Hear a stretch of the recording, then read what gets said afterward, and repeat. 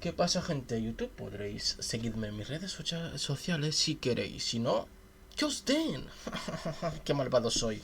Hoy sí que vamos a seguir leyendo algunos cuentos macabros, un cuento macabro, mejor dicho, de Angela Carter, de su antología de cuentos completos, Quemar las naves, ¿vale?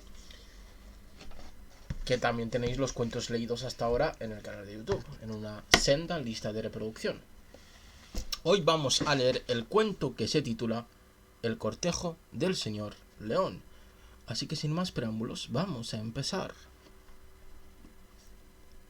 Esto... Bueno, está. Tras la ventana de la cocina, el seto refulgía como si la nieve tuviera luz propia. Una palidez sobrenatural, reflejada, impregnaba el paisaje invernal mientras el cielo iba adquiriendo los tonos de la noche y los suaves copos seguían cayendo. La encantadora chica, cuya piel posee la misma luz interna, como si ella también estuviera hecha de nieve, interrumpe sus tareas en la humilde cocina para mirar el camino rural. Nada ha pasado por ahí en todo el día. El camino es tan blanco e inmaculado como un rollo desplegado de satén nupcial. Padre dijo que llegaría a casa antes del anochecer. La nieve ha cortado las líneas telefónicas. No podría haber llamado en ningún caso, ni siquiera para dar la mejor de las noticias. Los caminos están mal. Espero que se encuentre bien. Pero el viejo coche se había quedado atascado.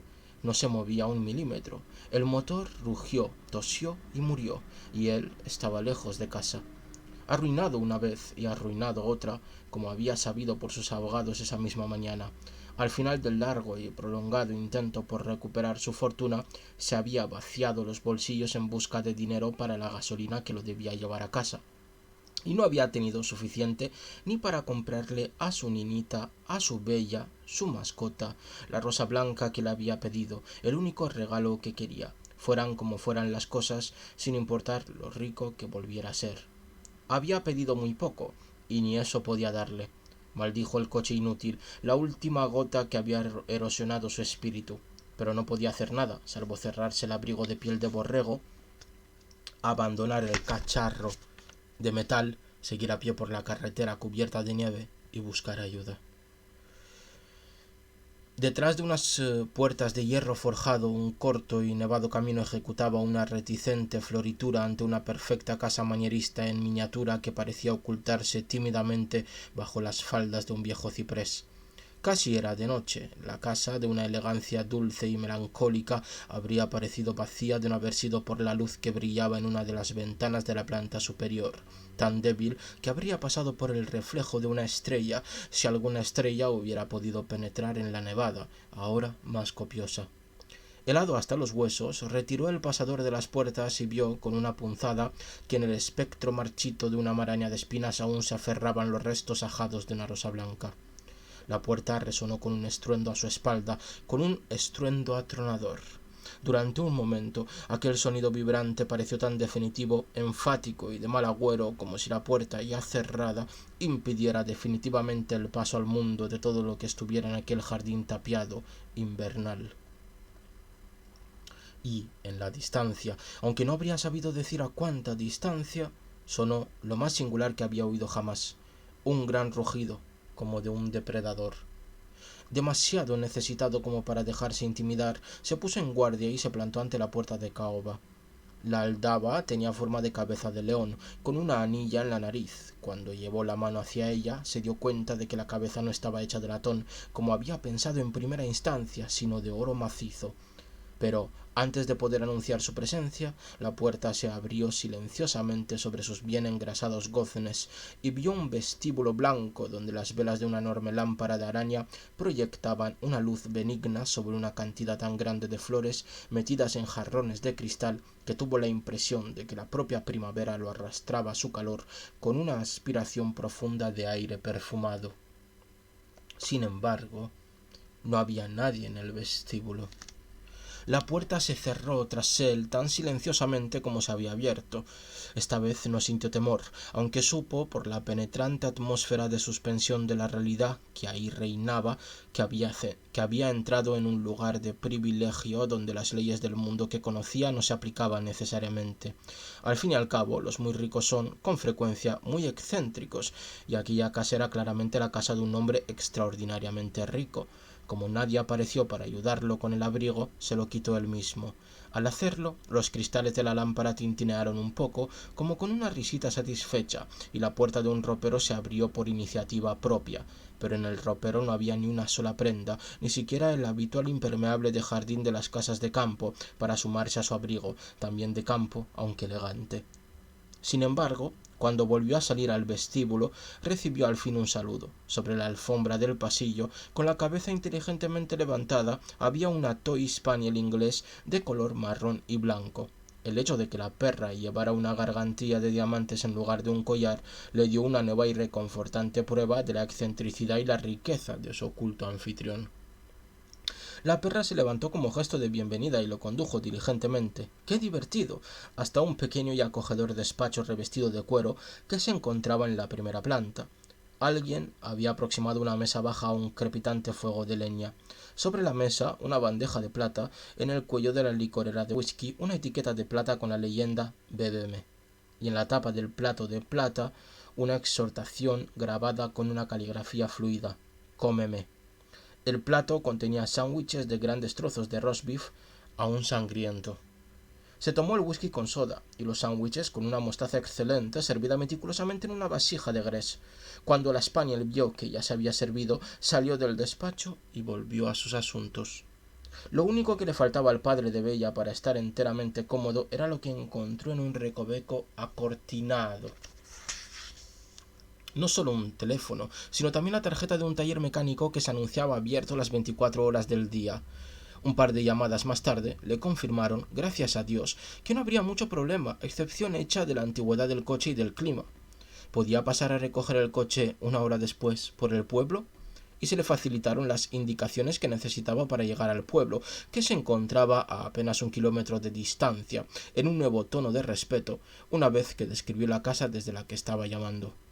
Y se sintió desconcertado, aunque, dada su precaria situación económica, también aliviado cuando supo que la factura se la enviarían a su hospitalario, aunque ausente, anfitrión. «No se preocupe», dijo el mecánico. Era la costumbre del señor de la casa. Se sirvió otro whisky mientras intentaba en vano llamar a Bella para informarla de que llegaría tarde. La línea se había cortado otra vez, aunque el cielo se había despejado milagrosamente con la salida de la luna, y ahora, tras las cortinas de terciopelo, se revelaba un paisaje como de marfil con incrustaciones de plata. Entonces reapareció la Spaniel. Llevaba su sombrero cuidadosamente atrapado en las fauces y movía el rabo con gracia, como para decirle que había llegado el momento de marcharse, que la mágica hospitalidad había terminado. Cuando la puerta se cerró a su espalda, vio que los ojos del león eran ágatas. Grandes coronas de nieve habían cuajado precariamente en los rosales, y al rozar un tallo de camino a la salida, una capa helada cayó al suelo y reveló, como si un milagro la hubiera preservado, una última, solitaria y perfecta rosa que bien podía ser la última rosa del blanco invierno, y de una fragancia tan intensa a la par que delicada, que parecía flotar como un dulcemele en el helado aire. ¿Cómo podía su anfitrión, tan amable, tan misterioso, negar su regalo a Bella? Ya no distante, sino muy cercano, tan cercano como aquella puerta de caoba, se alzó un furioso y potente rugido. El jardín pareció contener la respiración con temor, pero aún así, porque sentía un gran amor por su hija, el padre de Bella robó la rosa. En ese instante, todas las ventanas de la casa se encendieron con una luz febril, y un aullido sinfónico, como de manada de leones, presentó a su anfitrión. Siempre hay dignidad en una mole, una seguridad, una cualidad de ser más, per se, que la mayoría de nosotros. Y el ser que ahora se encaraba con el padre de Bella le pareció a éste, en su desconcierto, más vasto que la casa que poseía, pesado pero veloz. La luz de la luna brilló en su enorme melena, en los ojos verde ágata, en los pelos dorados de las grandes garras que lo cogieron por los hombros de tal forma que las uñas desgarraron el abrigo de borrego mientras lo sacudían como un niño enfadado habría sacudido una muñeca. La aparición leonina zarandeó al padre de Bella hasta que los dientes del hombre empezaron a castañear, y después lo soltó, cayendo éste de rodillas.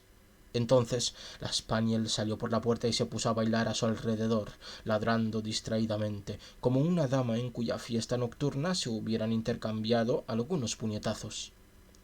Mi buen amigo, tartamudeó el padre de Bella, sin conseguir más réplica que un rugido renovado. ¿Buen amigo? No soy un buen amigo. Soy la bestia y me llamarás bestia mientras yo te llamo ladrón. Perdóname por haber robado en tu jardín, bestia. Cabeza de león, melena y garras de león. Se sostenía sobre sus cuartos traseros como un león enfadado, y sin embargo llevaba una chaqueta de smoking de brocado rojo mate y era el dueño de aquella casa encantadora y de las colinas bajas entre las que se elevaba. Así que este es el cuento de la Bella y la Bestia, señores y señores.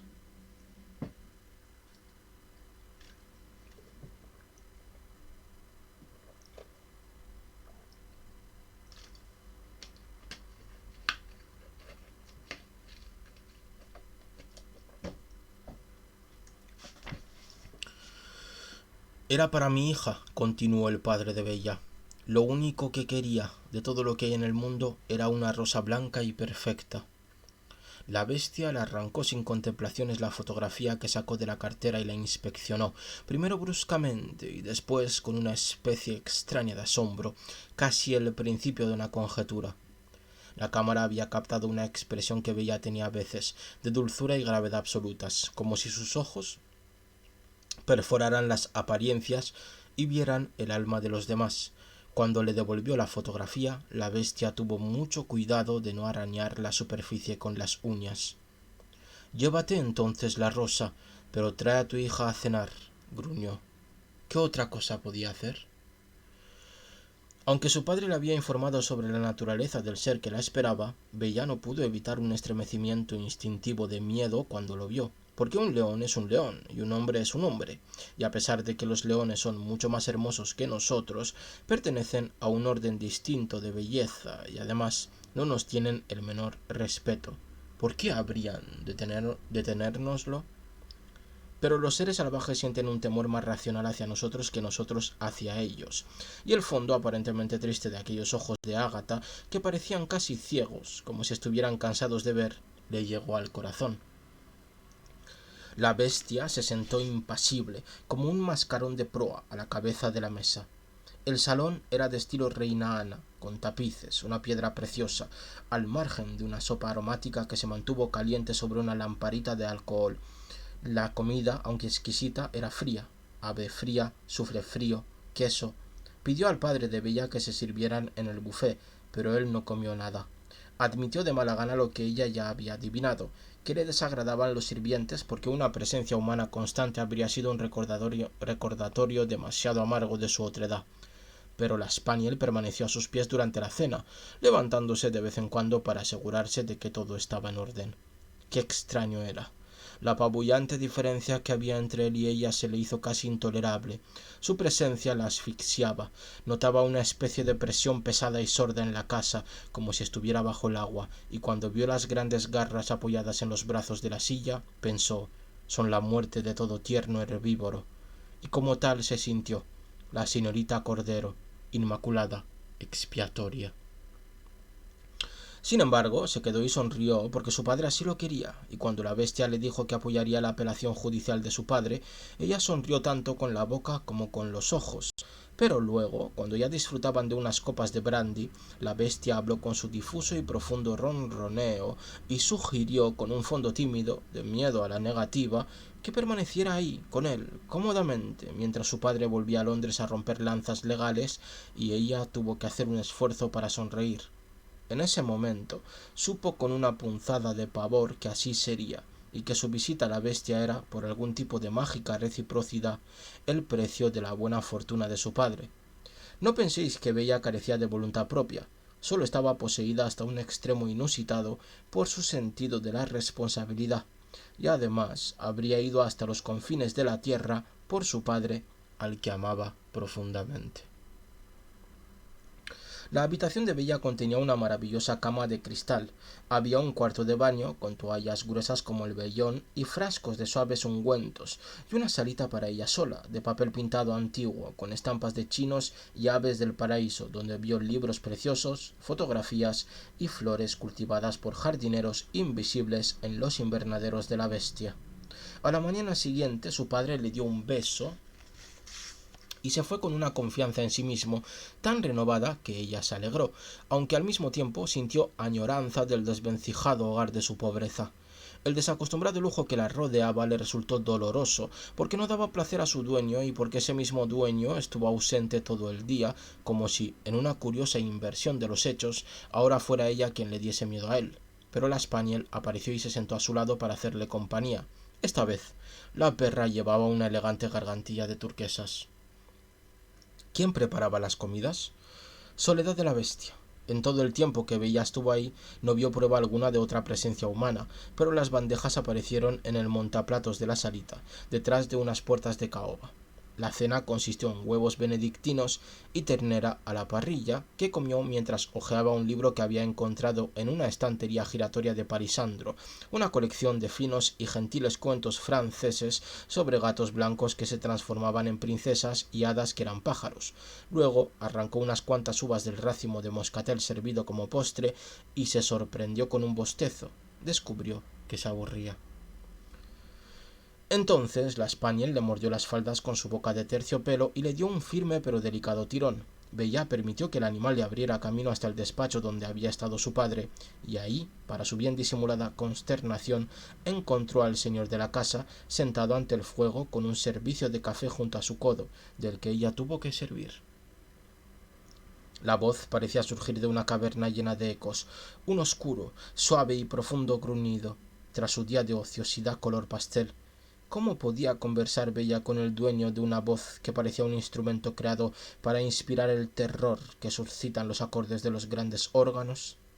Fascinada, casi sobrecogida, contempló los destellos del fuego en los mechones dorados de su melena.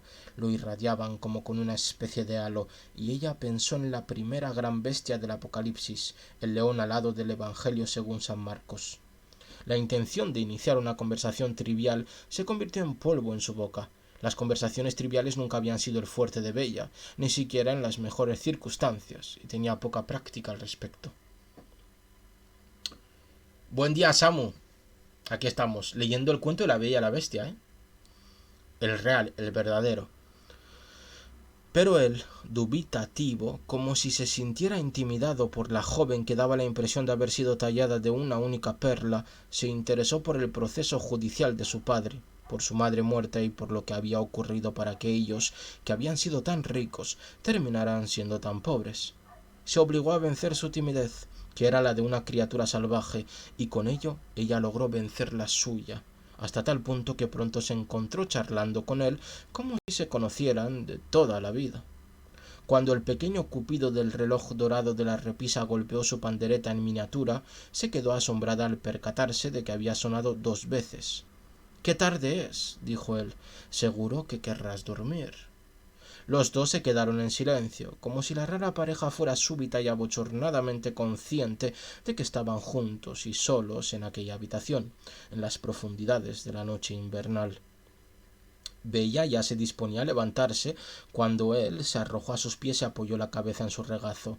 Ella se quedó inmóvil, paralizada, sintió su aliento cálido en los dedos, los suaves pelos de su hocico en la piel, el áspero roce de su lengua, y entonces, con una riada de piedad, lo comprendió. Solo me está besando las manos.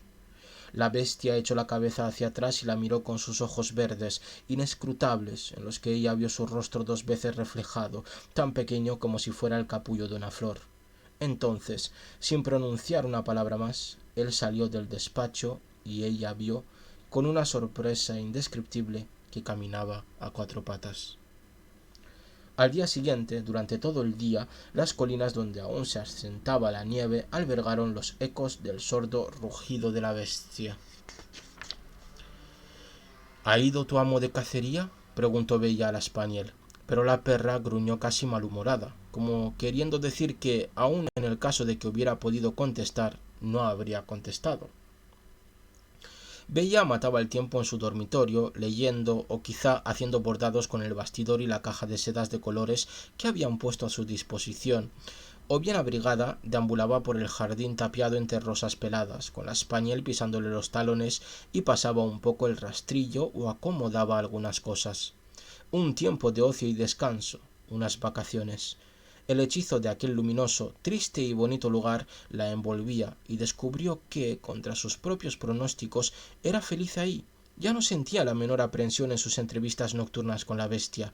Las leyes naturales del mundo habían quedado en suspenso en esa casa, donde un ejército invisible cuidaba tiernamente de ella y donde podía hablar con el león bajo el paciente alcahuetazgo de la perra de ojos marrones, sobre la naturaleza de la luna y su luz prestada, sobre las estrellas y las sustancias que las formaban, sobre las variables transformaciones del clima. Pero la rareza de él seguía provocándole escalofríos, y cuando se postraba impotentemente ante ella para besarle las manos, como hacía cada noche antes de partir, Bella se encogía con nerviosismo, estremecida por su contacto. El teléfono sonó. Era para ella. Era su padre. Buenas noticias. La bestia hundió la gran cabeza entre sus garras. ¿Volverás conmigo? Me sentiré muy solo sin ti. Su afecto la emocionó tanto que la llevó casi al borde de las lágrimas. El corazón la empujaba a besar su enmarañada melena, pero, a pesar de extender un brazo hacia él, era tan distinto a ella que no fue capaz de tocarlo. Pero claro, dijo, volveré. Pronto, antes de que el invierno termine. Luego llegó el taxi y se la llevó. Nunca se está a merced de los elementos en Londres, donde el calor de la humanidad que se amontona derrite la nieve antes de que ésta tenga ocasión de asentarse, y el padre de Bella volvía a ser muy rico, porque los hirsutos abogados de su amigo llevaban sus asuntos tan bien que su crédito les proporcionaba solo lo mejor. Un hotel resplandeciente, la ópera, teatros, todo un vestuario nuevo para su amada hija, que así podía ir de su brazo a fiestas, recepciones, restaurantes, y la vida era como ella nunca la había conocido, puesto que su padre se había arruinado antes de que su madre falleciera en el parto. Aunque la bestia era el origen de aquella prosperidad nueva y hablaban de él con frecuencia, ahora estaban tan lejos del hechizo atemporal de la casa que ésta parecía tener la calidad radiante y finita de un sueño, y la propia bestia, tan monstruosa, tan benigna, parecía una especie de espíritu de la buena suerte que les hubiera sonreído para luego dejarlos ir. Ella le envió flores, rosas blancas a cambio de la que él le había regalado, y cuando salió de la floristería experimentó una súbita sensación de perfecta libertad, como si acabara de escapar de un peligro desconocido, como si la posibilidad de un cambio la hubiera rozado y al final hubiera salido intacta. Con aquella euforia también llegó un vacío desolador, pero su padre la esperaba en el hotel. Había planeado una deliciosa expedición para comprarle pieles, y ella estaba tan ansiosa ante la perspectiva como lo habría estado cualquier joven. Puesto que las flores de la tienda eran las mismas todo el año, no hubo nada en el escaparate que pudiera avisarla de que el invierno casi había terminado.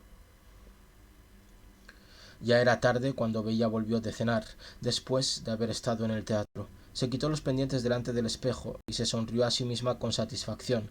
Al final de su adolescencia estaba aprendiendo a ser una niña mimada, y su piel nacarada se estaba hinchando un poquito con la buena vida y los halagos.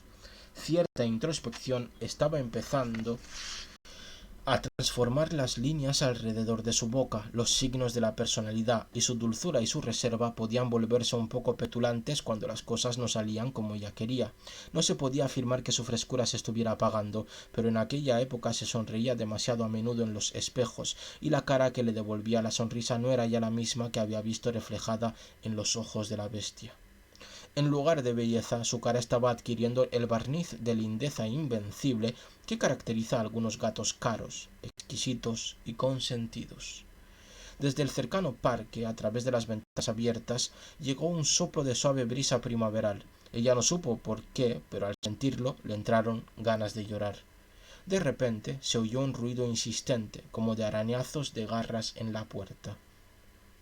Su trance ante el espejo se vio interrumpido y de repente lo recordó todo perfectamente. La primavera había llegado y ella había roto su promesa. La bestia había ido a buscarla en persona.